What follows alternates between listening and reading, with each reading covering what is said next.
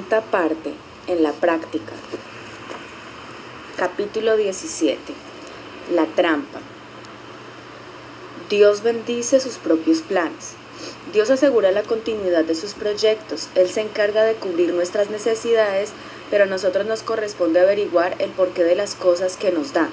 El dinero es para emplearlo en los negocios del Señor. Todo lo que necesitamos saber es cuáles son sus planes. Averigüe qué es lo que Dios está haciendo y ponga manos a la obra. Unámonos a su empresa. Solo entonces tendremos la autorización para, por fe, solicitar lo que necesitamos de sus vastos almacenes. Quiero decirle que siempre y cuando estemos haciendo lo que Él espera de nosotros, podremos pedirle a Dios que suministre lo que necesitamos para realizar nuestra tarea. ¿Y qué es lo que Dios está haciendo? Él es el Salvador y Dios de salvación. Yo Jehová, y fuera de mí no hay quien salve. Isaías 43:11. La salvación no es solo el tema favorito de los evangelistas, es la gran obra del Señor. Dios se especializa en la salvación, así como la medicina es el trabajo de los médicos y la música el de los músicos. Salvar es la ocupación del Señor. Jesús vino a buscar y a salvar lo que se había perdido, Lucas 19:10, y a llevar muchos hijos a la gloria, Hebreos 2:10. Hemos sido invitados a trabajar con Él, no a laborar por nuestra propia cuenta. El Evangelio es la obra de Dios de principio a fin, es su monopolio. No podemos establecer una evangelización que no tenga a Dios como su base. Jesucristo es la cabeza de toda obra de salvación en el mundo. Cualquiera que sea el costo que implique, podemos y debemos trabajar en su compañía. Él se encargará de cubrir dicho costo. Cierta vez un amigo mío dijo lo siguiente: si Dios no es la máquina, yo ni siquiera me acercaría al vehículo. Luego agregó: pero si Dios es la máquina, no me importaría ser el foco de las luces posteriores. Tome acción con Dios y nada lo podrá detener. Los planes del Señor son infalibles. No fracasan ni se descarrilan. Aquello que Dios quiere que viva no morirá. En algunos casos los proyectos de las iglesias solo sobreviven si se les pone en terapia intensiva. Esto sucede cuando tienen poco que ver con los planes de Dios. No tienen algo que les dé vida. Desconectemos los aparatos que le dan vida artificial. Si esos proyectos tienen vida verdadera, no necesitarán de equipos de resucitación cardiopulmonar. Dejemos morir lo que Dios quiere que muera. No le demos respiración artificial. Deja que los muertos entierren a sus muertos. Lucas 9:60. ¿Por qué mantener la maquinaria de una iglesia improductiva y esperar a que Dios pague las cuentas? Él no lo hará. El verdadero trabajo de la iglesia es ganar almas para Cristo. Atención adecuada e inadecuada. Cuando se trata del evangelismo, algunas veces he oído decir: debemos ser cuidadosos con el dinero de Dios, como si Él tuviera pocos recursos. Tal vez sea un argumento sincero, pero huele a mezquindad. ¿Por qué guardar el dinero de Dios en el banco? Tal vez haya iglesias que ahorren dinero para casos de emergencias o para tener algo en tiempos de escasez o necesidad. ¿Pero para qué? Si Dios se encarga de cubrir cualquier necesidad que pueda surgir, la emergencia más importante ya ha llegado, la necesidad de salvar a este mundo que agoniza. ¿Cuándo ha sido Dios receloso? ¿Cuándo ha mendigado cada centavo? ¿Fue receloso cuando creó los miles de millones de estrellas y planetas en donde no vive ni un alma? ¿Acaso fue receloso cuando envió a su propio Hijo? Dios despojó al cielo de su riqueza y se desprendió de su mayor tesoro, del unigénito Hijo de Dios, por la salvación de nuestras almas. Dios entregó todo lo que amaba y todo lo que tenía. Si Él no escatimó a su propio Hijo, sino que lo entregó por todos nosotros, ¿cómo no nos dará también con Él todas las cosas? Romanos 8:32. Tenemos un Dios extravagante. El plan económico de Dios. El Señor llena nuestros bolsillos para que nos dediquemos a salvar almas. Cuando los vaciemos habrá más. El plan económico de Dios es sencillo: dad y se os dará. Lucas 6:38. Demos y tendremos más para dar. Dios no pone objeciones para entregarse a sí mismo ni para gastar dinero en la búsqueda de los perdidos. La iglesia no puede darse el lujo de ahorrar dinero en vez de salvar almas. Gastemos para salvar, pero gastemos en proyectos que ganen almas. La gente ofrendará para un proyecto de vida, no para una cuenta bancaria muerta. Cuando la colecta ocupa más tiempo que la predicación, algo anda mal. El informe de los resultados del evangelismo debería anteceder al del tesorero. Pero la verdad es que el evangelismo ni siquiera aparece en la agenda de las reuniones administrativas de miles de iglesias. El estado de la cuenta bancaria genera más discusiones que los números acerca de las conversiones que ha habido en el mes. La iglesia que da es la que prospera. El evangelismo y el apoyo a las misiones son esenciales para la salud de la iglesia. Esto se ha comprobado con demasiada frecuencia como para ponerlo en duda. Intentos y portentos. Dios guía y luego provee, dirige y luego se encarga de nuestras necesidades.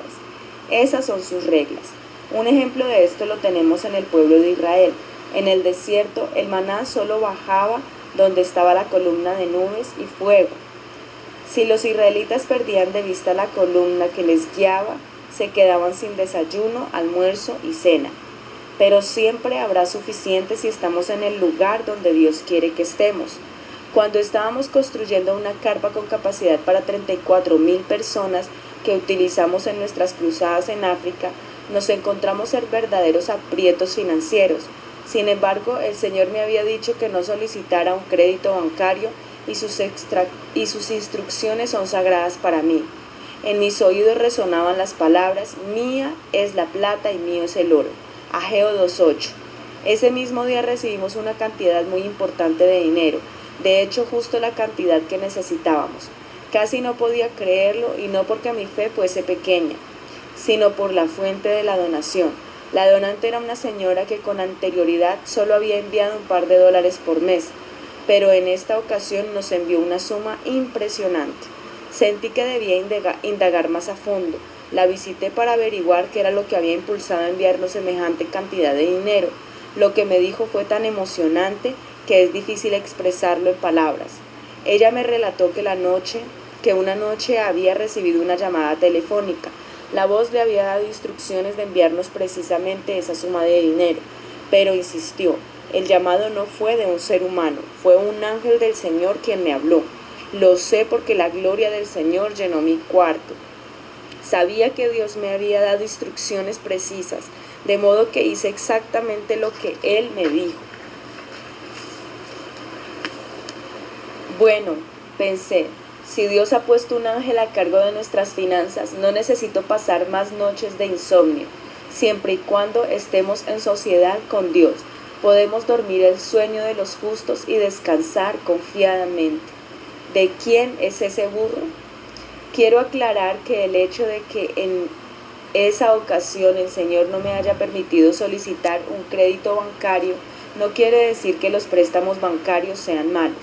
No debemos condenar a los que son guiados en una forma distinta a la de nosotros. Dios proveyó maná desde los cielos, pero también tiene otras formas de hacer las cosas. El mismo Jesús utilizó métodos diferentes. Veamos uno de ellos. Cuando Jesús estaba preparando para su entrada triunfal en Jerusalén, necesitaba un animal para montar. Esto es lo que sucedió.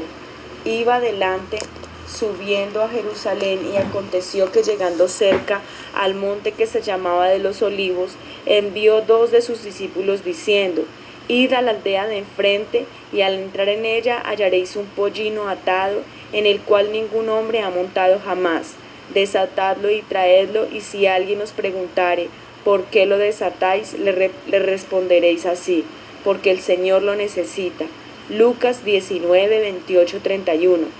En el Evangelio de Mateo dice que Jesús también pidió que le llevaran una burra que estaba junto con el pollino. Jesús no convocó una reunión de oración para pedirle a su Padre que le diera sus animales. En este caso, él tomó la iniciativa.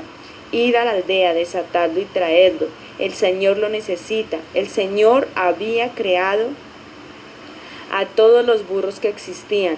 ¿Por qué tuvo que pedir uno? Los detalles tan poco usuales de esta narración me dicen que el Señor tiene necesidades y nos da el privilegio de suplirlas. El Señor lo necesita. Su obra tiene necesidades que tanto usted, yo y todos los hijos de Dios podemos cubrir. El maravilloso plan de Dios es darnos la alegría de poder compartir con Él lo que Él hace. Esto debería hacernos felices. Me imagino que más tarde, cuando el dueño de los burros entendió de qué se trataba, debe haberle dado gracias a Dios durante toda su vida por el privilegio de ayudar de esa manera. Hasta el pollino tuvo un día triunfal. Ayudó a Jesús por un par de millas en su camino al triunfo. Quiero hacer notar el hecho de que el hombre había atado fuertemente su burrito. Era su capital y no quería perderlo. El Señor les dijo a sus discípulos: desatadlo. Desatemos nuestros burros para Jesús. Cristo siempre enseñó que no debemos aferrarnos a nuestro dinero. Muchos ofrendan a Dios a crédito. Sin embargo, Dios necesita nuestro efectivo para salvar a los que se pierden cada día. Es mejor desatar nuestros burros ahora, o de lo contrario los perderemos. Tal como dijo un escritor: perdemos lo que en nosotros gastamos, pero es cual tesoro eterno lo que el Señor a ti prestamos, pues todo tú nos has dado. Ciertamente es bíblico el recibir ofrendas para hacer lo que Dios quiere que se haga. Dios ama al dador alegre, porque Él mismo es así. Nadie puede evangelizar al mundo solo. Todos tenemos dones que debemos ofrendar: dinero, talentos, tiempo o a nosotros mismos. Trabajar juntos es la única forma de lograrlo. Ni un par de manos ociosas porque los obreros son pocos, y ni un peso ocioso porque las necesidades son muchas.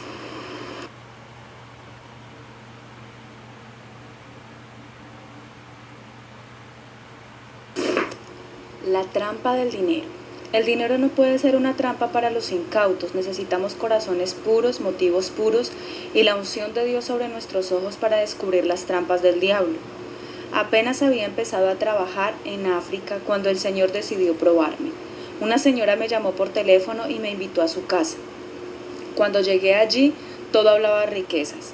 Era un lugar hermoso y opulento. La dueña me saludó con una cálida sonrisa. Realmente deseaba conocerlo, me dijo, porque lo he estado observando por algún tiempo. Sin más rodeos fue directo al grano. Me dijo algo que jamás hubiera imaginado. Yo solo pude mirarla fijamente. Quiero financiar sus campañas evangélicas en África. Creo que en ese momento hasta me olvidé de respirar. Sobre la mesa había una carpeta que ella me acercó. Contenía documentos que denunciaban sus bienes. Leí y era como si hubiera descubierto el Valle de El Dorado. Puede ver lo que tengo, dijo. Acciones en minas de hierro, una mina de diamantes, etc. Era como encontrarse con Rockefeller. Ahora bien, me explicó, quiero formar una fundación y dar la mitad de mis bienes a la obra de Dios. ¿Estaría usted dispuesto a formar parte de la mesa directiva de la misma? Todo este dinero será usado en el servicio del Señor. ¿Aceptaría usted? Era obvio pensar que Dios apoyaba este ofrecimiento. Sin embargo, no me sentía tranquilo. Por el contrario, sentí una extraña sensación de cautela. Traté de ocultar mi falta de entusiasmo. Todo lo que pude decir fue: muchas gracias, pero esto es una gran responsabilidad. ¿Podría orar antes de comprometerme? Al volver a casa, mi esposa Annie tuvo la misma reacción. No hubo entusiasmo, sino más bien un sentimiento de ansiedad. Sabíamos que debíamos consultar al Señor acerca de esto y pedirle que nos guiara. Señor, si es una trampa del diablo, no quiero tener nada que ver con esto. Habíamos estado muy ocupados en nuestras cruzadas de evangelización, así es que pasaron varias semanas. No podíamos decidir qué contestar a esa aparentemente fantástica oferta, pero una noche tuve una pesadilla que no podré olvidar. Soñé que era la hora del crepúsculo y yo estaba a la orilla de un río. El nivel del agua estaba muy bajo, por lo que solo quedaban charcos y barro. Un hombre pequeño pasó a mi lado y caminó hacia el dique. Me hizo señas y lo seguí. De pronto, cuando estuve a la mitad, oí un terrible rugido. Un enorme hipopótamo se levantó delante de mí. Hay dos especies de hipopótamos y este era de los más grandes. Me aparté de sus enormes fauces, pero apareció otro de esos monstruos detrás de mí. Otros más surgieron del barro y rápidamente me encontré rodeado por las bestias. Ante el peligro y la desesperación, clamé: Jesús, ayúdame. En mi sueño Él me ayudó y luego desperté, pero quedé muy impresionado. Mientras todavía tenía muy presente esa pesadilla, la señora me volvió a llamar y me presionó para que me reuniera con ella. Quería conocer mi decisión con respecto al establecimiento de la fundación. Fuimos a su casa y ella nos recibió muy amablemente. Nos dijo: antes de que entremos en la casa quiero mostrarles mi residencia. Así que juntos recorrimos su propiedad. Sus tierras terminaban en un río y después de un rato llegamos a él. Nos detuvimos mirando hacia la otra orilla. De pronto me estremecí como si me hubiera caído un rayo. El río, allí estaba. Era el mismo de mi pesadilla, era idéntico y esta vez no estaba soñando. Aquí acechaba el peligro. Eso era lo que significaba mi sueño. Dios me lo había mostrado. Sentí al Señor muy cerca de mí y tuve la certeza de que la respuesta a mis preguntas no tardaría en llegar. Le pregunté a la señora si podíamos ir hasta la casa y orar juntos. Tan pronto como nos arrodillamos, oí la voz del Señor, no una sino 3 veces: Hijo mío, no tengas nada que ver con esto. Cuando nos levantamos me acerqué a la señora y le dije: Señora, por favor discúlpeme, pero debo declinar su gran generosidad. De sus millones a otro, Dios no quiere que yo tenga este dinero. En ese momento sentí que me quitaba un gran peso de mi espíritu. ¿Por qué? Parecerá extraño, pero en este momento Dios hizo algo. A través de su espíritu me mostró los que eran mis verdaderos bienes, las promesas de su palabra.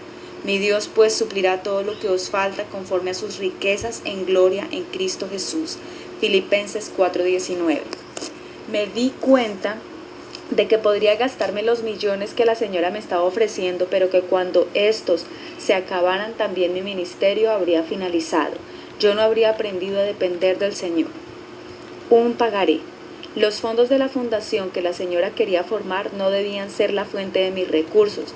Dios tenía su propia fundación y yo debía confiar en Él. De hecho, Dios tenía preparados recursos mucho más amplios que los de la señora. Yo tenía un pagaré divino, sus riquezas inagotables, respaldadas por su propia garantía.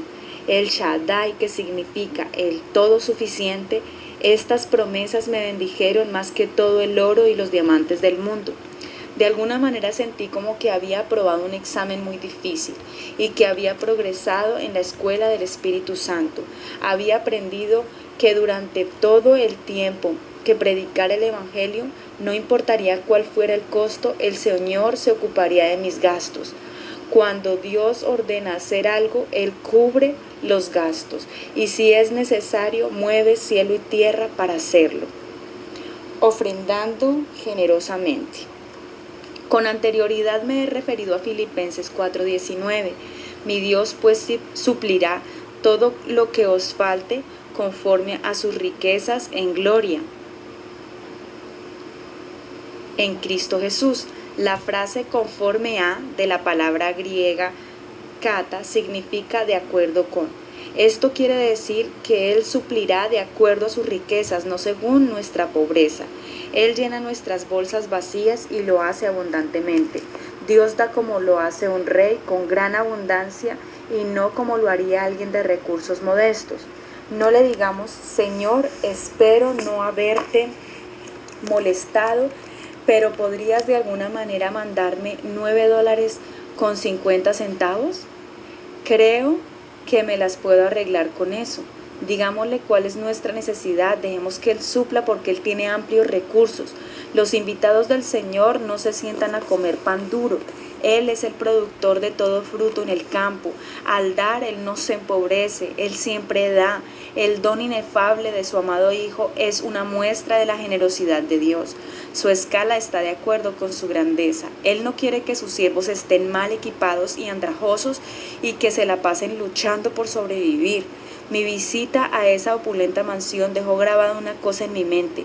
Nunca transijas a causa del dinero. No vendas tu alma por un plato de lentejas.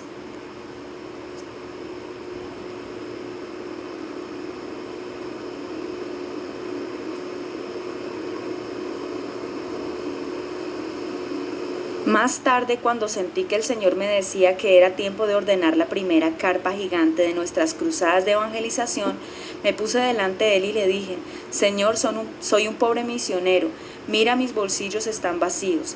El Señor me respondió: no hagas planes en base a lo que hay en tus bolsillos, sino en base a lo que hay en los míos.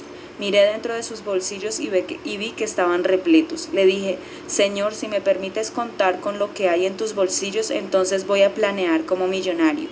Y literalmente comencé a hacer eso. Me he dado cuenta de que Dios es tan rico y tan generoso como me había dicho. A Él sea la gloria. Mientras cumpla con su voluntad, puedo pedirle que me dé no solo un pan, sino toda la panadería. Sus siervos no tienen que batallar para conseguir un pedazo de pan o pelear por las migajas. Los aparadores de la tienda de Dios están llenos de manjares deliciosos. 12 cestas llenas. Pruebas de nuestra fe, sin duda vendrán. Por lo menos yo las he experimentado. Recuerdo estar sentado al lado de mi cama en una modesta habitación que alquilaba por $3 diarios en una pensión bautista en la ciudad de Malawi. Estaba sentado porque había recibido una noticia que me estremeció, una llamada telefónica urgente desde mi oficina en Frankfurt. Me había informado algo que no podía creer. Estábamos endeudados por cientos de miles de dólares. ¿Cómo podía ser eso? Recuerdo que a principios de ese año el Señor me había asegurado que ese sería un año de 12 cestas llenas, una cesta por cada mes. Pero las cestas jamás habían estado tan vacías. No podía entender cómo era que estábamos tan endeudados. Señor, dije, ¿por qué? Tú dijiste que serían cestas llenas, pero todas están vacías. ¿Por qué? En momentos como esos, el Señor abre nuestros ojos, me instruyó y me dijo: recuerda que las cestas de los discípulos solo comenzaron a llenarse después de que la multitud había comido. Sigue alimentando a las multitudes con mi palabra y yo me encargaré de llenar las cestas. Yo estaba asombrado, lo que el Señor me había dicho tenía sentido. Entonces contesté: Señor, yo haré lo que tú dices y sé que tú harás lo que has dicho. Pero eran cientos de miles de dólares, parecía una locura. Sí, pero Dios razona de otra manera. Las cestas quedaron vacías por 24 horas y luego recibí la noticia de que Dios las había vuelto a llenar. El año terminó sin deudas. Nosotros continuamos alimentando a las multitudes con la palabra de Dios y el Señor siguió abasteciendo las provisiones. Cuando estamos partiendo el pan de vida con los que tienen hambre espiritual, Dios no puede fallarnos. Ese año vimos cómo a través de las cruzadas del Cefán en África, 1,5 millones de personas respondían al llamado de Dios para ser salvas. Nada de lo que es tuyo. En Génesis hay una historia acerca de Abraham y Lot que nos es muy familiar. Después de una batalla contra 5 reyes, Kedorlaomer había tomado prisionero a Lot, el sobrino de Abraham. Entre esos 5 reyes derrotados también se encontraba el de Sodoma. Abraham, con algunos confederados, fue al rescate y recobró todo lo que Kedorlaomer había tomado, incluyendo a los cautivos. Entonces el rey de Sodoma le sugirió a Abraham lo que debía hacer con el botín. Dame las personas y toma para ti los bienes. Génesis 14:21. En aquellos días eso era algo muy común. Países saqueaban a otros países como parásitos, pero en este caso el rey de Sodoma recibiría una sorpresa. Abraham respondió: He alzado mi mano a Jehová, Dios altísimo, creador de los cielos y de la tierra, que desde un hilo hasta una correa de calzado nada tomaré de todo lo que es tuyo, para que no digas, yo enriquecí a Abraham. Génesis 14, 22, 23. El rey se topó con algo que desconocía. Abraham era un hombre con una nueva forma de vivir, por fe en Dios. Abraham era uno de los hombres de Dios.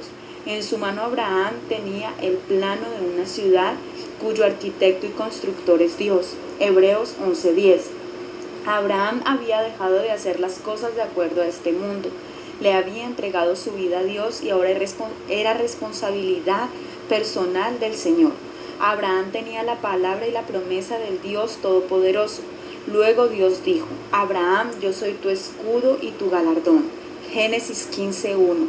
Y más adelante encontramos que Jehová había bendecido a Abraham en todo. Génesis 24:1. En todo. Ese es el lenguaje de la Biblia, no del mundo. ¿Cómo no nos dará también con él todas las cosas? Romanos 8:32. Vuestro Padre Celestial sabe que tenéis necesidad de todas esas cosas. Mateo 6:32. Y todas esas cosas os serán añadidas. Mateo 6:33. Como todas las cosas nos han sido dadas por su divino poder. Segunda de Pedro 1:3. Todo es vuestro. Primera de Corintios 3:21. Así era Abraham. Sea hijo de Abraham, confía en Dios hasta lo último. Dios no le fallará. Amén y amén.